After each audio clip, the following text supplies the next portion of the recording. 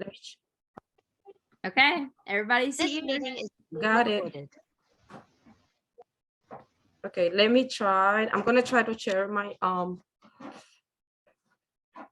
okay, Abby, you need to let me share the screen. Oh, yes.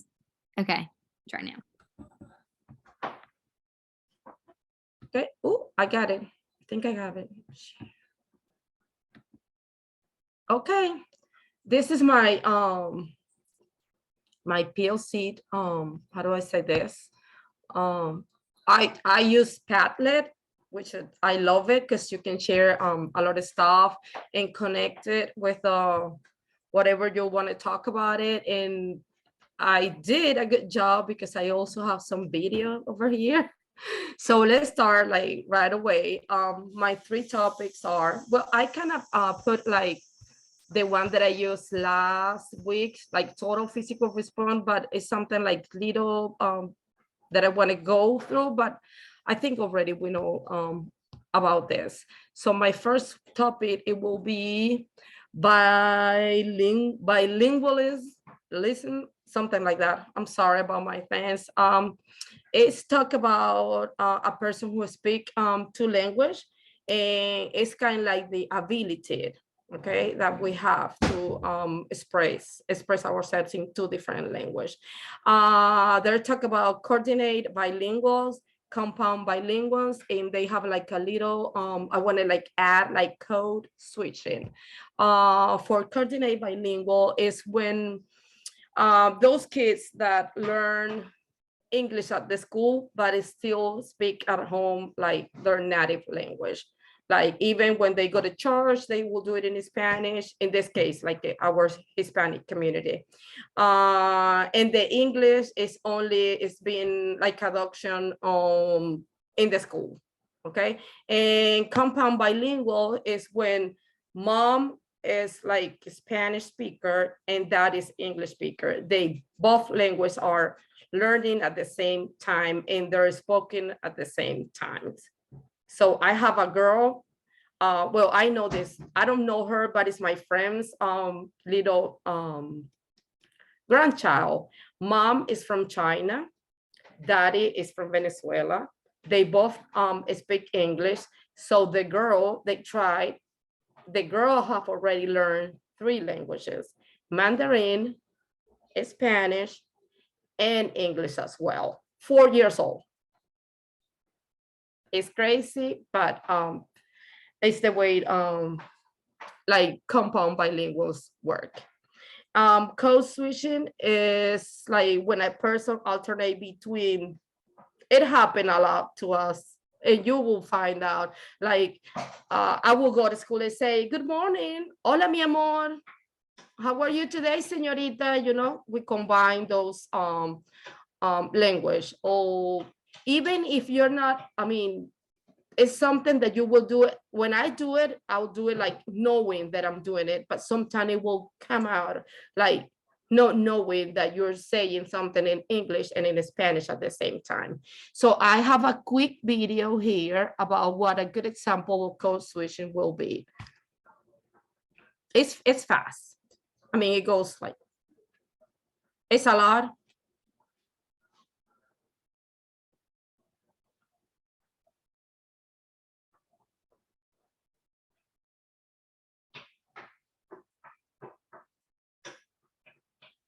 And they will switch. He was talking to her in Russian, but she was answering to him in English. So that's what a switch code will be. And now the next one, it will be the significance of accent. Like Miss Prado says, everybody has an accent. Okay, I was kind of like confused about this a little bit because its accent is being, it's not the same like pronunciation, right? Sometimes people focus about the accent of a lady, but instead of focusing on their like all about grammatical knowledge, it's not about the accent. English is, I mean, learning a new language is, it have a lot of stuff, I mean, not a lot of stuff, a lot to learn instead of focuses in the accent. And when it comes to learning a language, the accent is not a factor that determines the level of I got that word here, proficiency in a person. It is more important to learn to communicate and functional aspect of a given language instead of learning like a perfect accent. I also got here is a video, and I just want to look at it like a little bit, just a little bit. I just want you to hear the first part, that people would judge you because the way you, I mean, your accent.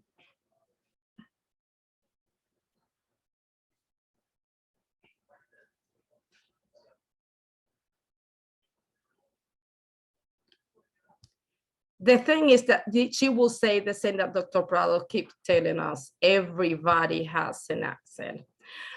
Let's go real quick with total physical response. We were talking about that last week, and we agreed that kind of like we discussed, and then we agreed that the PLC about last week, like the TPR has some limitation because it goes more like with when they start like learning, like the beginning level of language. Once you move up onto the next level, I mean, you don't need that kind of total what is it? You don't need the TPR. Like it comes like weak for the learner that has already come to another level. My last one is nurture versus nurture. Okay, to me, both of them plays like an important role to acquisition of a second language. First of all, we all like I believe nurture, it comes like with us, and nurture is what you learn like around that, like either adult and kids both have the capacity of acquire second language at any age. Like I told you, Abby, the only thing that I think like it is better, I mean, like to learn another language, the only thing in an adult that could be like an issue is when with the accent, like I already said, it's with the accent, but it's the only issue that I can see. We have two big people here, like Skinner and Chomsky. Skinner believed that the language development through environment influence and is innate, I'm sorry, and nature is innate, and children both born with a language acquisition device. I'm done. Okie dokie. So I guess that leaves me as the next one. Okay, dokie. Let's do this. Does it work?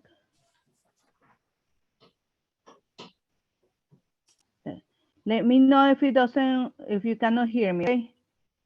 Can you girls hear me? You're good. Okay. Because you know how it goes. Ah, Lord have mercy. I say yes. I say yes. I say yes. Let's see.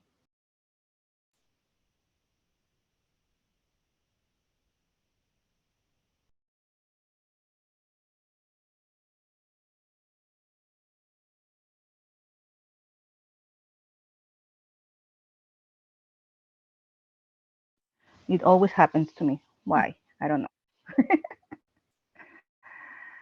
Ah, Lord have mercy.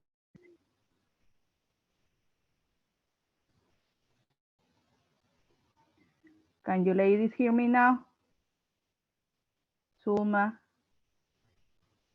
Abby, can you hear me? Yes, no, I don't see Yes. anybody. Yes.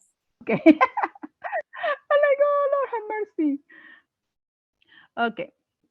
So today my PLC number 2 is I did in a Kahoot. It's gonna be about Asian acquisition, and we did it, the based on the two materials that we were giving, Brown and Ellis. Okay. Uh, my topics, I picked three topics. My first one will be, what do we call, oop, I went too fast, I'm sorry. So what's critical period hypothesis, or what does critical period hypothesis talks about? What period when we're talking about second language acquisition? Is the period during which second language can be learned easier and implicitly. That's what the CPH say. CPH was presented by Painfield and Roberts in 1959, and it's a period of life when language can be acquired easily. Um, can we really say that happens? Can we say that it's a specific time and place that is gonna stop? Is that really happening? Is that really gonna stop? They have some proof. They say yes. They say no. Oh, but so what happened in the classroom if that really is the case? If CPH is a reality, if CPH is stops, if we don't have anything more than after puberty, because that's the theory. The theory say that is between the 5-year-old and puberty. That's the specific period where we are our best learners. That's the period where everything will be absorbed easily. But really, so what's left for people like Sulma and me, that we came in our early 20s, late 30s or 40s, or my parents that came in their 50s. So it's not happening. Mm, I don't think so. I don't think that we can measure acquisition. We cannot compare the learning between one another. In the classroom, we have to be very careful how we praise the students. We need to understand the struggles because not everybody learns the same way. So we cannot say, hey, Carlitos, look, Anita. Anita is a perfect student. She's already speaking and she just got here 2 months ago and you've been, don't do that. We don't know what's behind. We don't know what what's the reasoning. What do we call proficiency? Do we call proficiency because they are talking like a native speaker, or because they're using a vocabulary and they're putting together sentences correctly? Um, ma- Successful acquisition means non-accent? Yes, no? What do we say? I don't think so. I don't think so. Like some already say, we all have accent. Like Dr. Prado say, we all have accent. We might not notice it, but that's our signature. That's what makes us being us. The other concept that I really like, or that is stalking me, is the notion of discontinuity in learning. What is the notion of discontinuity in learning? The notion that we learn, that what we learn gets discontinued? No. The notion that learning should be discontinued? No. It's the notion that after a certain age, the pattern of learning change. Yes, I do agree with that. What we were learning as a 5-year or 4-year or a teenager is different of the way how we learn as an adult. Our brains have been rewired, has changed, puberty, hormones, difficulties in life, responsibilities in life is gonna change everything that we do. So it's not the our learning gets discontinued, it gets pretty much changed. Again, perfect pronunciation does not equals to successful acquisition. What then is a good parameter? There, it's difficult. They have different researches. We read all about it. We have to keep in mind the characteristics and context that might help a learner, because it's like Bongaters, I think, I don't know how to pronounce his name, in 1998 say what could have been a obstacle for a teenager to deal with, it can become an opportunity for an older person to learn. We, as adults, we have more awareness, and that help us to go through that bridge. We can make use of the tools that we have around in a different way that younger student can have. Does language ego means that you know everything about language? True or false? So it will be false. No. Language ego is that theory that your identity is different because it's that barrier that most of the adults we have to go through when we're learning a second language, because a child has a different dynamic and they don't feel the new language that they're learning as a threat. They don't feel like they're losing anything. They don't feel embarrassment. They are no scared to spill it as it comes. They don't think about it. They just say it. Me as an adult, even now talking to you guys, my brain is working 1,000 times faster than you think, trying to process all the words that I'm saying, because me talking to you in my native on my native language, or my home language, my mother language, however you want to call it, or my L1, is like I'm breaking apart. It's a process. It's difficult, and you have to be understandable of that. It's like whenever we're doing a presentation or we're talking on the second language, it's like a second identity that we're adopting. There is a meme that goes around very funny that say my Hispanic voice is a lot louder and it has a higher pitch than my American voice. And it's funny because when I'm speaking in Spanish, you can see that's like two different people. My coworkers, when they do when they see me doing the what Suma was saying when I was doing the code switch, when I do the code switch, and they laugh because it's like my voice completely changed from one language to the other. Um, for a lot of kids and adults, that's a, a difficulty, is a barrier that they have to go through. They have to go through that and confront peer pressure. For us, our native language is our security, sometimes our self-identity. Um, so for adult learners, we have to cross that bridge and leave behind all that ego related issue, and understand that we have to leave the how you say the blanket, the comfort blanket, the security blanket, and just go with it and take the chances. That's it for me.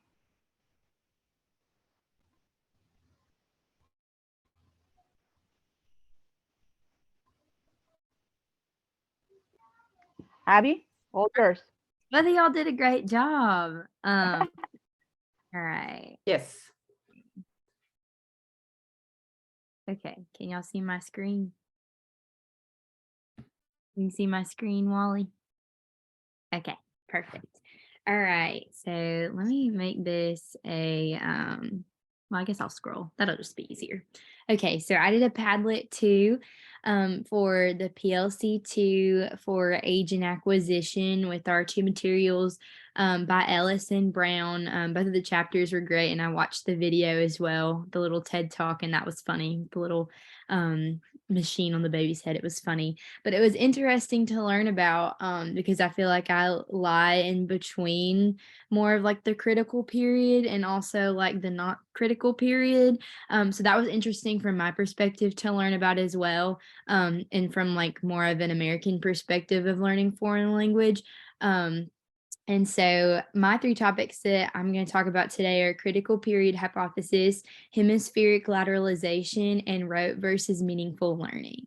So the first one that I want to talk about is the critical period hypothesis by Penfield and Roberts. That was the first part of its origins in 1959. And I have a chart right here And basically what this chart is saying is that older and younger learners start at the same point, but older learners progress faster because they do better in a classroom setting and they're able to learn more information at the beginning. But over time, younger learners will surpass them because their implicit learning takes over and they're in that critical period. And so what really is the critical period? It states that there are certain cutoff ages in which learners will continue to decline in their ability to learn a second language. So there is a relationship between the language acquisition device and the critical period hypothesis that Chomsky stated in 1965. And he said that in the critical period, the learner has access to this language acquisition device to not only learn their first language, but also their second language until the cutoff date. And that's what I would kind of call the strong interpretation of the critical period hypothesis, where you are able to learn a second language all the way up until a certain point, whether it be puberty. And I'm pretty sure even Krashen said it was like 5 years old. Now, I side more with the weak interpretation of the critical period hypothesis, which states that yes, it will be more difficult for us to learn a second language as we age and we become adults, but it's not impossible. We might never reach native like proficiency as far as our accent goes, or as far as other things go, such as our grammatical structures. We might always leave off the S on third person singular, things like that. But I do think that we are still able to acquire language even after the critical period that we're talking about. So I kind of just went over the findings right here. Age does have an effect on acquisition, but it's not the only factor and does not always mean that one will not always be successful. And a classroom example of this is it's easier to begin teaching a foreign language to secondary students beginning with grammar. For example, like in the US, we start at a secondary age with Spanish, and we always start with grammar. I equals this, and verb, noun, here's the structure in Spanish. But as with like our early learners, whether they be like an immigrant to the United States, we don't start with grammar. That's not what we start with. We start with kinesthetic, like TPR, kinesthetic learning, stand up, sit down, or visual approaches. We don't always start with the grammar because their minds are not there yet, and they don't have the same ability that older learners have to understand all of the structures and all of the inner workings of that language. Okay. Hemispheric lateralization. I thought this one was very interesting whenever I was reading about it. And it basically talks about our left brain and our right brain, and they do two different things. So the left brain function is analytic thought, logic, language, science, and math.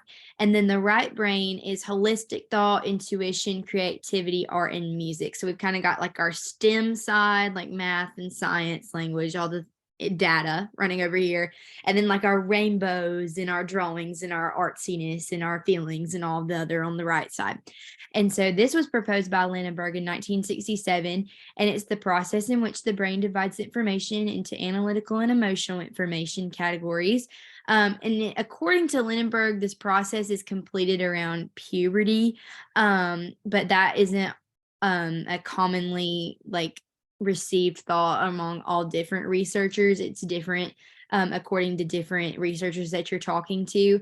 And why is this important? Research has shown that the right hemisphere actually does play a large role in the acquisition of first languages and even early second language acquisition, because there's been research done where learners have had maybe a disorder where their left brain didn't function as well as the right brain, and they still were able to acquire their first language and maybe even a second language, because in the beginning, when the information hasn't set apart at puberty yet, you can still learn a language with that right brain, because we're wanting with our emotional side to feel connected to others, to have community, to be able to communicate. That's like the central purpose of language, and that's what we want to do as learners, is be able to communicate with others. And so there was a study done on that, and there was also a study done on this man who had I think he had a stroke, and he was not able to communicate grammatically very well. But then he sang the national anthem in the perfect key. And so, like, what is our explanation for that? Well, it's because our right brain, that more artistic side of his brain, was able to process that, because that's where he processed intuition and creativity. And so he was able to sing that song in the perfect key, in the perfect structure, which is absolutely incredible. And our brains are so complex. And so a classroom example that I put is singing educational songs or playing games to learn. These activities involve more pragmatics, and pragmatics are just like the daily language, what we use every day, and kind of the manual workings of the language. And so, like, learning a song to learn the alphabet obviously is easier than just learning the structure of the alphabet, A, I. Like, it's much easier to learn that in a song form. And then my last topic is rote versus meaningful learning. And I want to talk about this one because I think it's really important in our classrooms. And I think I still see a lot of rote learning in our classrooms. So this is actually a concept that was come up with by Ostebel in 1964. And rote learning is more of the meaningless, mechanical learning. The student has no interest in the content. And for me, this is just math all day long. I'm learning those multiplication tables. I was like, why am I learning this? Just repetitive repetition, all that good stuff.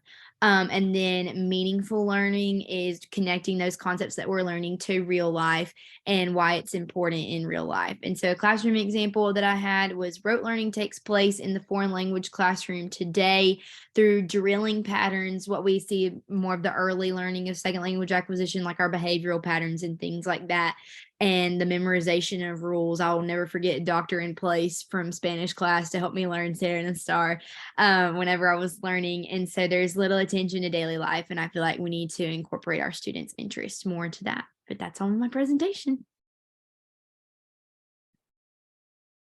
Okay. Great, See you girls now. great. Can you open your camera so I can see you all? I'm I here. don't see I'm anybody. here. I'm I here.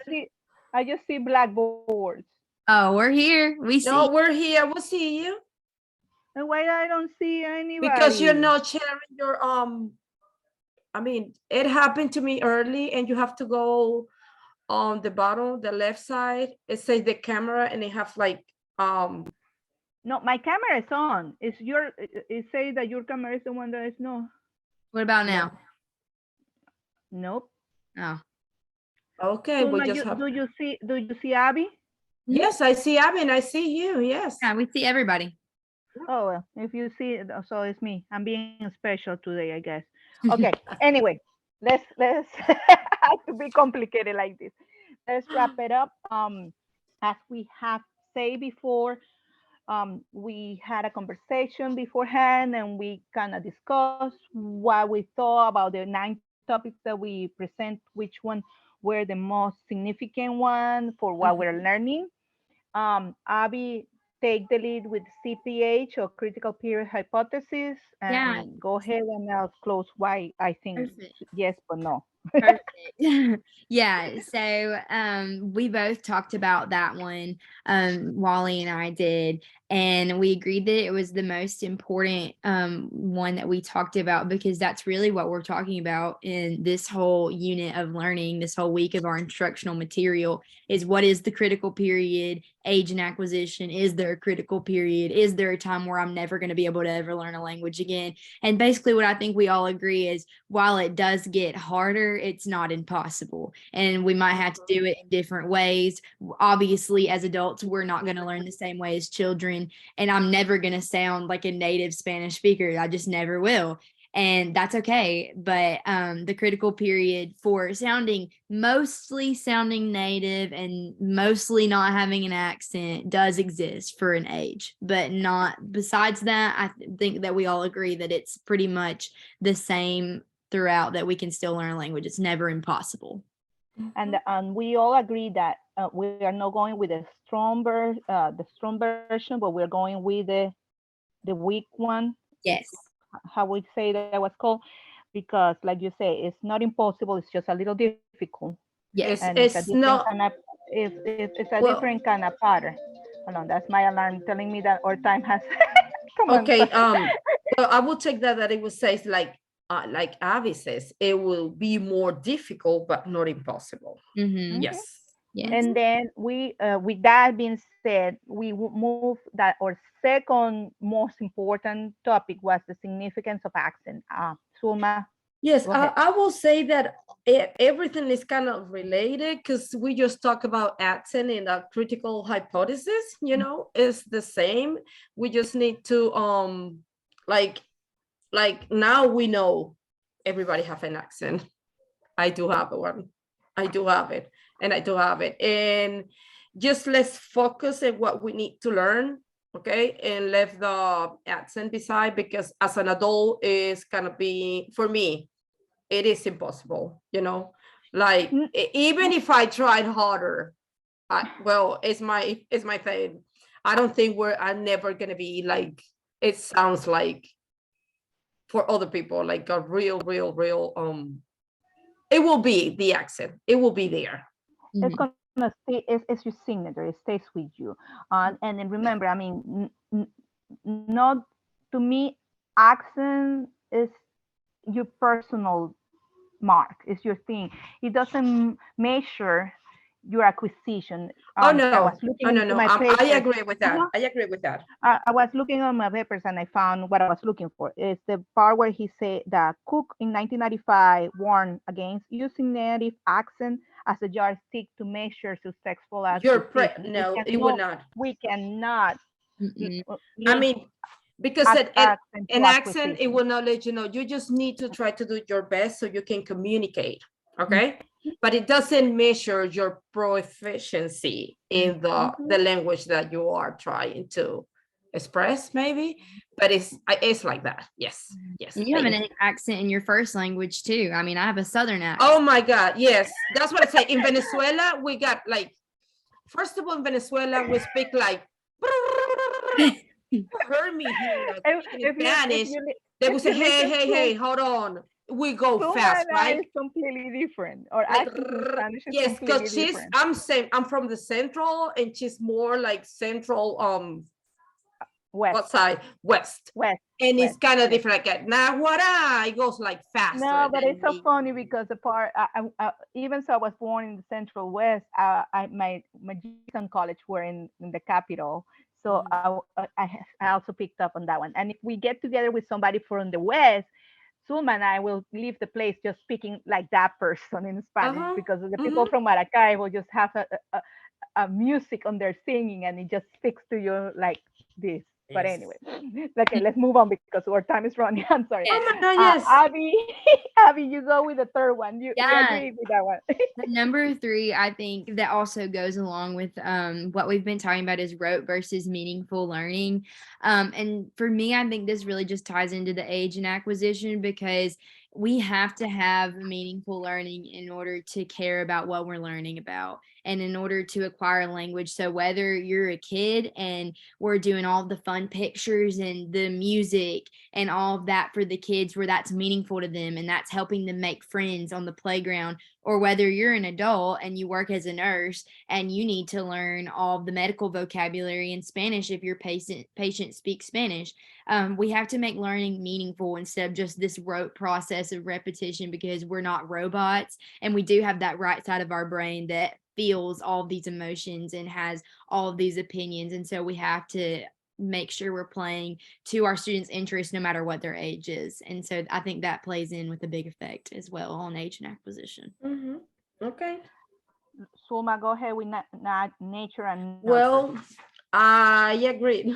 We say that it's difficult, but not impossible. Mhm. Like, all it's kind of the same. If you compare, like, either adult and kids or children, both have the capacity to acquire a language, but it's nature, like for me, is telling me, like, hey, I mean, it's gonna take a little bit, it's gonna be a little bit harder for Mhm. me. It gets it applies. It's like when you talk about the language ego. Like That's what I was gonna say. yes, the kids are not afraid. The kids are not afraid. They will say something no matter how they sound. You're more like, okay, let me try this. Let me go and find the word first and then whoa, let it Mhm. go. That's the thing. Yes. And that's where the fifth topic that we all agree comes along is the language ego. Why? Because that's our security blanket. That's where we identify ourselves. It's kind of difficult to let go. I understand that. Okay, I'm gonna leave my comfort zone and I'm gonna come and I'm gonna be here in front of you guys speaking. It's so much connected the language ego with nature and nurture and with the root and meaning, because all that we have learned in the past, it just connects to something specific. So my language ego is playing a trick on me when I need to talk like you guys, because that's not my comfort zone. I'm talking about stuff that I'm not used to because I have just learned my road. I need the meaningful, I need to connect. Language ego is gonna be that thing that we have to grow and kick out and be comfortable about learning another language, understand and overcome that bridge. Mhm. Okay. Well, that Yeah, was you got great, it. guys. Woo! We're